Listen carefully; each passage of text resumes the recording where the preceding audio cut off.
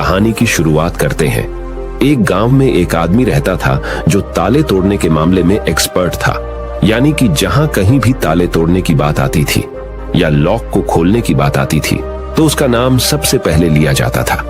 एक दिन कुछ समझदार लोगों ने उसकी परीक्षा लेनी चाहिए और उसको बता दिया गया कि आपको इस जगह पर इस तारीख को आना है और ताले को तोड़ना है। जब वह समय के अनुसार तय दिनांक को वहां पहुंच गया तो उसको प्रतियोगिता के नियम समझा दिए गए।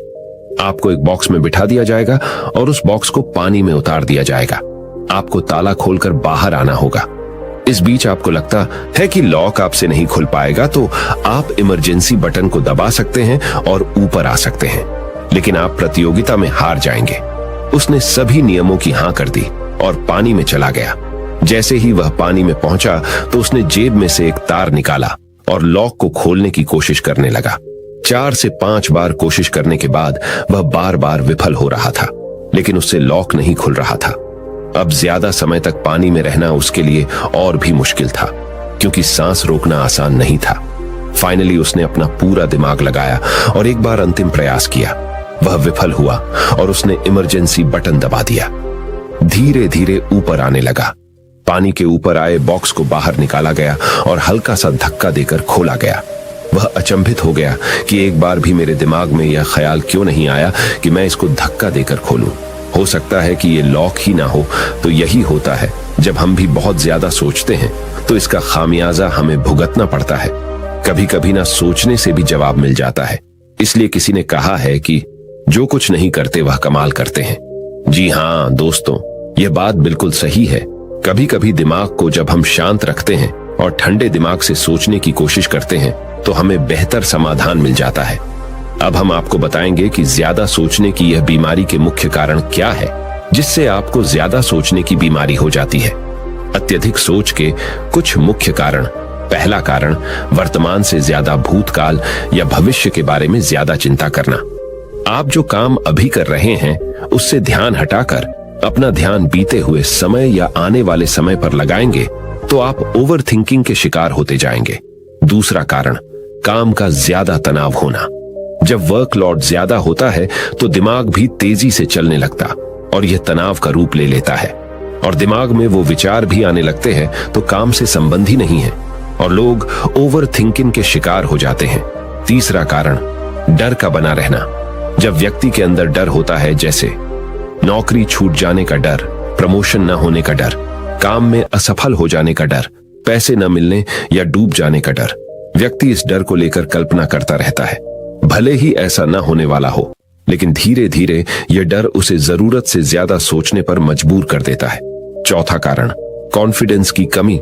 जब व्यक्ति में किसी काम को करने के प्रति उलझन बनी रहती है तो कॉन्फिडेंस कम होता जाता है, जिसके चलते नकारात्मक विचार दिमाग को घेरना शुरू कर देते हैं और व्यक्ति ज्यादा सोचना और चिंता करना शुरू कर देता है। पांचवा कारण, चीजों के बारे में सकारात्मक से ज्यादा नकारात्मक विचार। जब व्यक्ति छोटी छोटी बातों के नकारात्मक पहलू के बारे में ज्यादा सोचना शुरू कर देता है तो धीरे धीरे व्यक्ति ओवर थिंकिंग का शिकार होता जाता है। क्या ओवर थिंकिंग यानी अत्यधिक सोच से छुटकारा पाया जा सकता है? तो इसका जवाब है जी बिल्कुल। ओवर थिंकिंग यानी अत्यधिक सोच से छुटकारा पाया जा सकता है, हालांकि थोड़ा समय लग सकता है, लेकिन यदि आप नीचे दिए स्टेप्स को फॉलो करते हैं तो आप ओवर थिंकिंग की प्रॉब्लम से यकीनन छुटकारा पा सकते हैं। तो आइए जानते हैं कि ओवर थिंकिंग की समस्या से छुटकारा कैसे पाएं। ओवर थिंकिंग यानी अत्यधिक सोच से छुटकारा पाने के उपाय। ये सब जानते हैं कि पहले विचार दिमाग में आता है, फिर वो क्रिया का रूप लेता है। हमें कोई भी काम सोच समझकर करना बहुत जरूरी है, पर किसी काम को लेकर जरूरत से ज्यादा सोचना और वो बातें भी सोचना जो काम से संबंधित नहीं है, आपको और आपके काम दोनों को नुकसान पहुंचाता है। तो थिंकिंग प्रॉब्लम नहीं है, बल्कि ओवर थिंकिंग प्रॉब्लम है और इसे कम करना जरूरी है। तो आइए जानते हैं ओवर थिंकिंग यानी अत्यधिक सोच से छुटकारा या कम करने के उपायों का। पहला उपाय, स्वीकार करें कि आप जरूरत से ज्यादा सोचते हैं। इस बात को मन से स्वीकार करें कि आप ज्यादा सोचते हैं और आपको ऐसा नहीं करना है। जब आप इस बात को स्वीकार कर लेंगे तो आप इससे छुटकारा पाने के लिए अपने आप को तैयार कर लेंगे। आप ओवर थिंकिंग को लेकर जागरूक हो जाएंगे। जब भी आपको लगे कि दिमाग में फालतू विचार चल रहे हैं तुरंत उसे वहीं रोक दो और ये सोचना शुरू करो कि आपने सोचना कहां से शुरू किया था। तब आपको मालूम होता जाएगा कि आप कितनी फालतू की बातें सोचकर अपना समय और शक्ति बर्बाद कर रहे हैं। दूसरा उपाय, हमेशा सकारात्मक सोचने की कोशिश करें। क्या गलत हो सकता है कि जगह क्या अच्छा हो सकता है। सोचें। नकारात्मक विचार डराते हैं और आपका दिमाग चिंता से दौड़ने लगता है। जब आप उन नकारात्मक चीजों पर ध्यान केंद्रित करने लगते हैं जो कही हो गई, तो तब आप दिमाग के गुलाम हो जाते हैं। लेकिन जब आप सकारात्मक रूप से सोचते हैं तो दिमाग आपका गुलाम होता है। सकारात्मक रहने का मतलब यह नहीं है कि आप चीजों के सिर्फ एक पहलू को देखें, बल्कि सही और गलत दोनों पहलुओं को देखना जरूरी है। पर केवल नकारात्मक सोचना या ज्यादा नकारात्मक विचार आपको अनुचित सोचने पर मजबूर कर देते हैं। तीसरा उपाय, योग, ध्यान और व्यायाम करें। योग, ध्यान और व्यायाम मस्तिष्क और शरीर को स्वस्थ रखते हैं। ध्यान काफी लाभदायक है, इसे अपने जीवन का हिस्सा बनाएं। चौथा उपाय, वर्तमान क्षण में जीने की कोशिश करो। कभी कभी लोग बीती हुई बातों या घटना के बारे में ही सोचते रहते हैं और तनाव में आ जाते हैं। इसी प्रकार जो समय आने वाला है उसे लेकर भी इतनी चिंता करते हैं कि तनाव में रहते हैं। तनाव में दिमाग हावी हो जाता है और फालतू बातें सोचने लगता है। जो समय बीत गया है उससे सीख लो, जो आने वाला है उसकी तैयारी करो। लेकिन यह आप तभी कर सकते हैं जब आप वर्तमान में रहें।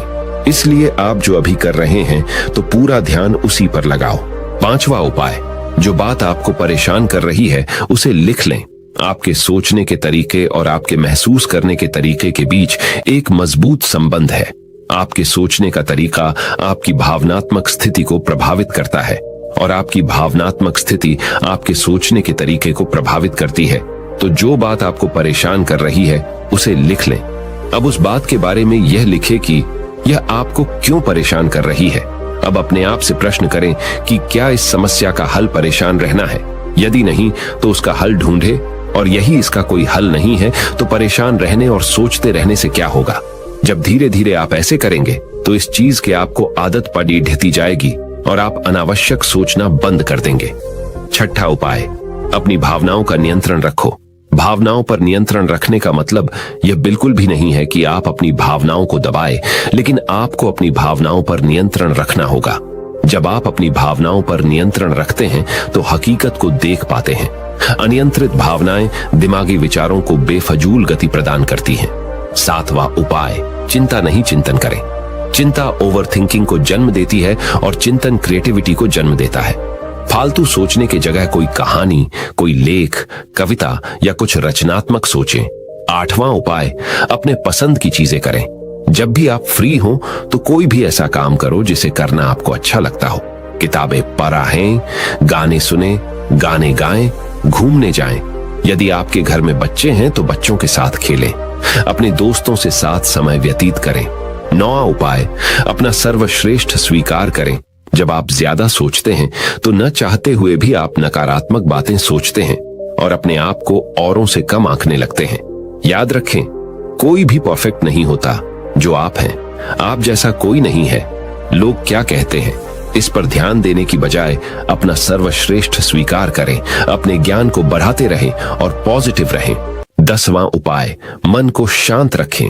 आधुनिक जिंदगी भाग दौड़ और तनाव भरी है। अधिकतर लोगों के साथ तनाव में बने रहना इतना सामान्य हो जाता है कि उन्हें इस बात का पता ही नहीं चलता कि धीरे धीरे तनाव उनके मानसिक और शारीरिक स्वास्थ्य पर बुरा प्रभाव डाल रहा है। जब मन अशांत होता है तब नकारात्मक और बेफिजूल के विचार हमारे दिमाग में घर करने लगते हैं।